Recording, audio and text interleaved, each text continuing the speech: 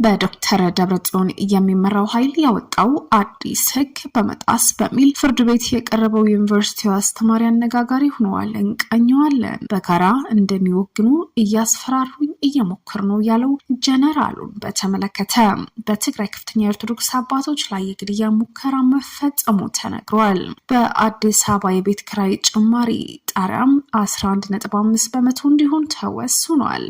የውል እድሳት ምዝገባ ከሐምሌ 1 ጀምሮ ይካሄዳል። በደቡብ ሱዳን አንድ የመንግስት ኮሚሽነር መገደሉን ተከትሎ ግጭት ተቀስቅሷል። ጠቅላይ ሚኒስትር አብይ አህመድ በህዝብ ተወካዮች ምክር ቤት ውስጥ ከመንግስታቸው ጋር አብረው እንዲሰሩ ጥሪ ያቀረቡላቸው ዶክተር ደሳለኝ ጫኔን ራሳቸው ከፖለቲካ ማግለላቸውን ታወቀ። እንደምን ቆይታችኋል የቻናላችን ቤተሰቦች? ዋና ዋና ነጥቦችን በማንሳት የዛሬውን መረጃዎቻችን ልናስቃኛችሁ መጥተናል። ቻናላችን ላይክ፣ ሼር፣ ሰብስክራይብ በማድረግ ከታተሉን ወደ ዝርዝሩን እንለፍ። በዶክተር ደብረጽዮን የሚመራው ኃይል ያወጣው አዲስ ህግ በመጣስ በሚል ፍርድ ቤት የቀረበው ዩኒቨርሲቲ አስተማሪ አዲግራት ዩኒቨርሲቲ የሜዲሲንና የጤና ሳይንስ ኮሌጅ ዲን የሆኑት ዶክተር የማነ ገብረ ማርያም በቅርቡ በትግራይ ክልል በወጣ አዋጅ ላይ የሚገኝ ከ15 ዓመት እስከ ሞት የሚያስቀጣ አንቀጽን በመጣስ ተጠርጥረው ፍርድ ቤት መቅረባቸው ጠበቃቸው አሳውቋል።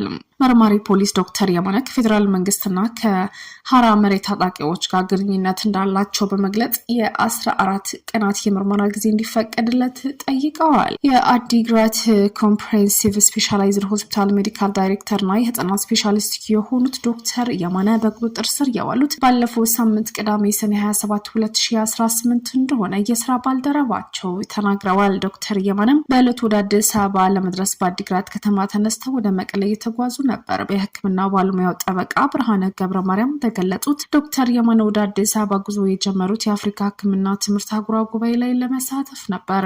በሰኔ ዕለት የተጀመረውና እንዲሁም በሮብ ሐምሌ 1 በሚጠናቀቀው አህጉራዊ ጉባኤ መክፈቻ ላይ ምክትል ጠቅላይ ሚኒስትር ተመስገን ጥሩነህና የጤና ሚኒስትር ዶክተር መቅደስ ዳባ ተገኝተዋል። የትግራይ የሕክምና ማህበር እሁድ ሰኔ 28 የጤና ባለሙያ እስር በተመለከተ ባወጣው መግለጫ ዶክተር የማነ ጉባኤው ላይ ለመሳተፍ እየተጓዙ እንደነበር ተጠቅሷል። ሐኪሙ በትግራይ ሕክምናና አካዳሚክ ማህበረሰብ ዘንድ እጅግ የታወቁ እንደሆኑ የተጠቀሰው ማህበሩ ለእስራቸው ምንም ህጋዊ ማብራሪያም አልቀረበም። ጠበቃቸውን በበኩላቸው ከአዲግራት ወጣ ብሎ ዳጋ ሐሙስ የሚባል ከተማ ነው የተያዙት። በመጀመሪያ ሲያዙ ምንም የተገለጸ ነገር አልነበረም። ከላይ በተሰጠን ትዕዛዝ የሚል ምክንያት ብቻ ነው የተሰጣቸው ሲሉ ዶክተር የማነ በተያዙት ሁኔታ ሲገልጹ፣ ጠበቃው እንደሚናገሩት በትራፊክ ፖሊስና በአንድ የጸጥታ ሰው የተያዙት የህፃናት ስፔሻሊስቱ ወደ አዲግራት የፖሊስ ጣቢያ ጽህፈት ቤት ጊዜያዊ ማቆያ ተወስደው ታስረዋል። አብረው ተሽከርካሪው ውስጥ የነበሩ 2 ሰዎች መለቀቃቸው ማስረድተዋል። ከተያዙ በኋላ ፍርድ ቤት አለመቅረባቸው የሚናገሩት ጠበቃው ፖሊስ ከላይ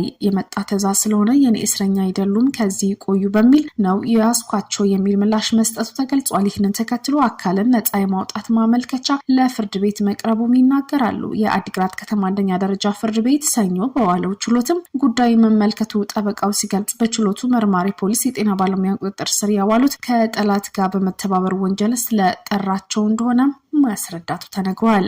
በተለይም ከፌዴራል መንግስትና ከዚህ ከሐራ መሬት ተብለው የሚታወቁ ራሳቸው የትግራይ ሰላም ሰራዊት ብለው የሚገልጹ ታጣቂዎች ጋር ግንኙነት አላቸው ሲል ፍርድ ቤቱ የተናገረ ሲሆን ወደ ታጣቂዎች የሚሄዱ ሰዎች እየመለመሉ ፈንድ እያደረጉ ይልካሉ ማለትም አክለዋል። ጠበቃው እንደሚያስረዱ መርማሪ ፖሊስ ተጠቅሷል ያለው በአዋጁ አንቀጽ 44 ላይ የሰፈረው ድንጋጌ መሆኑን፣ ይህ አንቀጽ የጠላት ዓላማ እንዲሳካ በማሰብ በማማከር፣ በመምራት፣ በማሰማራት፣ በመመልመል ወይም በተግባር ጠላት በመደገፍ የሚለው ወንጀል የሚደነግግ ነው። በዚህ አንቀጽ ጥፋተኛ ሆነው የሚገኙ ተከሳሾች ከ15 እስከ 25 በሚደርስ ጽኑ እስራት እንደሚቀጡ፣ አፈጻጸሙ ከባድ ከሆነ ደግሞ በዕድሜ ልክ እስራት ወይም በሞት እንደሚቀጣ ደንግጓል።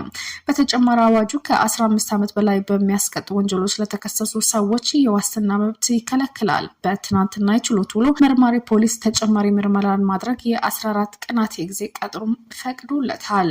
ዶክተር የማነ ጠበቃ ይህ አዋጅ በራሱ የግል ነጻነት፣ ህገ መንግስታዊ መብቶች እንደሚጋፋ እንዲሁም የወጣበት አገባብ ህገ መንግስታዊ ያልሆነ በመጥቀስ በፍርድ ቤት መከራከራቸው ይገልጻሉ። እንዲሁም የድርጊቱና የተከሰሱበት አዋጅም ሁለቱም የማይገናኙ ስለሆነ በቂ የሆነ መጠርጠሪያ ምክንያት የላቸውም የሚል መከራከሪያ አቅርበዋል። በዚህ የተነሳ ፍርድ ቤት በዋስ ሊለቋቸውና አካልን ነጻ የማውጣት መብታቸው መከበር እንዳለበት በማንሳት በችሎት ጠይቀዋል። የሁለቱ አካላት ክርክር የተመለከተው በአዲግራት ከተማ አንደኛ ደረጃ ፍርድ ቤት በጉዳዩ ላይ ብይን ለመስጠት በትላንትናው ዕለት ሐምሌ 1 ረፋድ ቀጠሮ ሰጥቶ የነበረ ቢሆንም ችሎቱ ወደሚቀጥለው ሳምንት ሰኞ መዘዋወሩ ተነግሯል። ይሁን እንጂ ጠበቃው የተሰጠው የቀጠሮ ቀን ረጅም በመሆኑ ተሰብሮ እንዲታይ ባስገቡት ማመልከቻ መሰረት ለዛሬ ከሰዓት ሌላ ችሎት መቀጠሩ አስረድተዋል። ሊያስፈራሩኝ እየሞከሩ ነው፣ በጋራ እንደሚወጉኑ ሊያስፈራሩኝ እየሞከሩ ነው ያሉት ጀነራሉ የጠላቶቻችን ዓላማ ኢትዮጵያን እንደ ሶማሊያ መንግስት አልባ ማድረግ ነው ያሉ ሲሆኑ የምንዋጋው ፍትሃዊ ጦርነት ነው ይላሉ። የኢትዮጵያ መከላከያ ሰራዊት የጽንፈኛው አንገት ያስደፋው እዝ በሚል ርዕስ የ11 ደቂቃ ርዝማን ያለው ቪዲዮ አሰራጭተዋል። በዚሁ ባለፉት ወራት የምስራቅ እዝ በጎጃምና በደቡብ ጎንደር ቀጠና አሳክቷል የተባለው ድል የሚያስቀኝ ነው። በጥንቅሩ ላይ የምስራቅ እዝ አዛዥ ጀነራል መሐመድ ተሰማ ለሰራዊቱና ለክልሉ አመራሮች ሰጧቸው ገለጻዎች የተካተቱ ሲሆኑ ጀነራሉ አነጋጋሪ ጉዳዮችን አንስተዋል። ከዚህ ቀደም የውጭ ኃይሎች በተደጋጋሚ ኢትዮጵያን ለመውረር ሙከራ አድርገው እንደነበር የገለጹት የዛሬዎቹ የኛ ባንዳዎች ፉከራቸው አልሳካ ሲሏቸው ከነዚህ የውጭ ኃይሎች ጋር ሆነው እንደሚወግኑ ሊያስፈራሩኝ እየሞከሩ ነው ሲሉ ወንጅለዋል። ቀጥለውም ሊያስፈራሩ ይሞክራሉ፣ ግን እኮ እነሱ የሚላኩላቸው ኃይሎች በኢትዮጵያውያኖች የተሸነፉ ናቸው ይላሉ። እኛ የምናካሄደው ፍትሃዊ ጦርነት ነው የሚሉ የእዙ አዛዥ ሰራዊቱ በአማራ ክልል እየተዋጋ የሚገኘው የሀገርን ሉዓላዊ ለማስከበር እንደሆነ ሲገልጹ እንደ እርሳቸው ገለጻ ፍትሃዊ ጦርነት ማለት ሀገር ለማስቀጠል የህዝብን አንድነት ለማስጠበቅ የሚደረግ ጦርነት ነው። ፍትሃዊ ጦርነት የሚያደርጉ አካላት ደግሞ ስትራቴጂካሊ ያሸንፋሉ ይላሉ። እነርሱ ደግሞ ይችን ሉዓላዊ ሀገር በኃይል አተራምሳለው አፍርሰው እንደ ሶማሊያ መንግስት አልባ አድርገው ሀብቷን በቀጥታ በእጅ አዙረው ለመቀራመት ስትራቴጂ ነድፈው የሚሰሩ ናቸው ሲሉ እየተደመጡ ናቸው። በትግራይ ከፍተኛ የኦርቶዶክስ አባቶች ላይ የግድያ ሙከራ መፈጸሙ ተነገረ። በትግራይ ክልል ራስን ችሎ በተደራጀው መንበረ ሰላም ኦርቶዶክስ ተዋሕዶ ቤተክርስቲያን ከፍተኛ አባቶች ላይ ያነጣጠረው የጥቃት ሙከራ ተፈጽሟል። ተቋሙ ባወጣው መግለጫ መሰረት የቅዱስ ሲኖዶስ አባላት በሆኑት በብፁዕ አቡነ ናትናኤልና በብፁዕ አቡነ አረጋዊ ላይ ትላንትና ሌሊት 6 ሰዓት ላይ ተኩል አካባቢ የተኩስ ጥቃት ተሰንዝሯል። በጥቃቱ በአባቶቹ ላይ የደረሰ ምንም አይነት አካላዊ ጉዳት ባይኖርም ድርጊቱ ከፍተኛ ማውገዝን ድንጋጤ ፈጥሯል። ቤተክርስቲያኗ ለጉዳዩ የህወሓት ኃይሎች ተጠያቂ ያደረገች ሲሆን ለጥቃቱ መነሻ የሆነው አባቶቹ በክልሉ ውስጥ እየተካሄደ ያለው የግዳጅ ወታደራዊ አፈሳ በጽኑ መቃወማቸው እንደሆነ አስታውቃለች። ድርጊቱን በተመለከተ ከህወሓት ሆነ ከሚመለከታቸው የመንግስት አካላት እስካሁን የተሰጠ ይፋዊ ምላሽ የለም።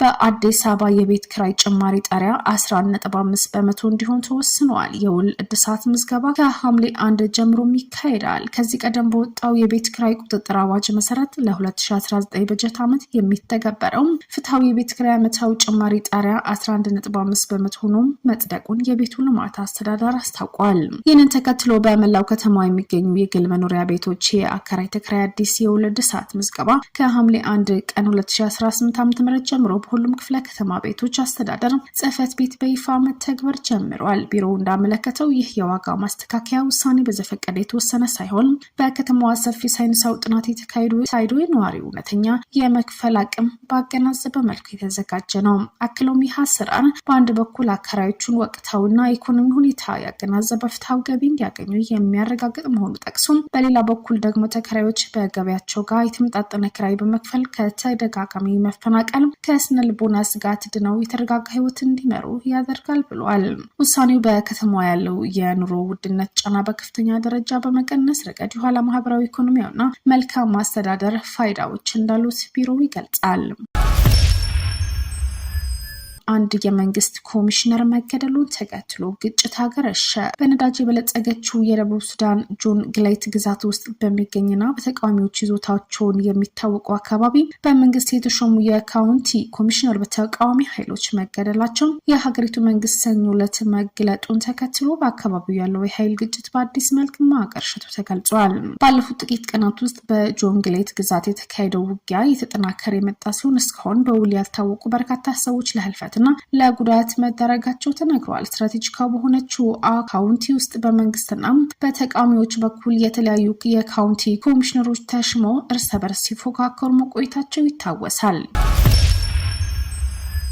ጠቅላይ ሚኒስትር አብይ አህመድ በህዝብ ተወካዮች ምክር ቤት ውስጥ ከመንግስታቸው ጋር አብረው እንዲሰሩ ጥሪ ያቀረቡላቸውን ዶክተር ደሳለኝ ጫኔን ራሳቸው ከፖለቲካ ማግለላቸው አስታወቁ። ላለፉት 5 ዓመታት የአማራ ብሔራዊ ንቅናቄ አብን ወክለው የህዝብ ተወካዮች ምክር ቤት አባል የነበሩ ዶክተር ደሳለኝ ጫኔ ይህንን የገለጹት የምክር ቤቱ የስራ ዘመን መጨረሻ የሆነውን ስብሰባ ካደረጉ በኋላ በማህበራዊ ሚዲያ ላይ ባጋሩት ጽሑፍ ነው። በተጨማሪ ግንቦት ወር ላይ በተደረገው ምርጫ ላይ በእጩነት ቀርበው ሲሆን ኑሮ ብልጽግና ተፎካካሪ እጩ ለማቅረብ ወስኖ እንደነበር ጠቅላይ ሚኒስትር አብይ እንደነገሯቸው ደሳለኝ ጫኔ ይናገራሉ።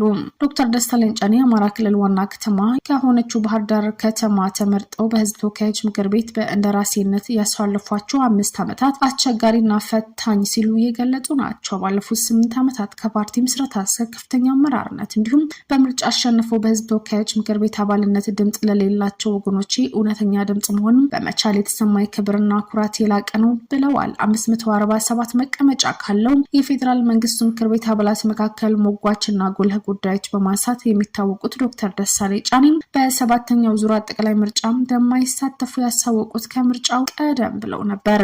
በተጨማሪ በመጪው በሙያቸው ሀገራቸው ለማገልገልና ጎን ለጎን ደግሞ ወደ ግሉ ሴክተር በመግባት በሚያስቧቸው የስራ ውጥኖች ላይ ለመስራትና ለቤተሰቦቻቸው በጊዜ መስጠት እቅዳቸው መሆኑ አመልክተዋል። ጨምሮ ፖለቲካው ተሳትፎ ቢያበቃም የአማራን ህዝብ አንድነት በሚያጠናክሩ የአማራ ህዝብ ከሌሎች ወንድሞች ጋር ያለው አክብሮት ማስተጋብር በሚያሳድጉ እንዲሁም የኢትዮጵያ ኑሮ በሚያሻሽሉ ማህበራዊና ሀገራዊ ጉዳዮች ላይ በሙያዬ ማድረግ የምችለው አስተዋጽኦ ሁሉ አደርጋለሁ ሲሉም ተደምጠዋል። የቻናላችን ቤተሰቦች ለዛሬ ያዝናቸው ወቅታዊ መረጃዎች ይህንን ይመስሉ ነበር።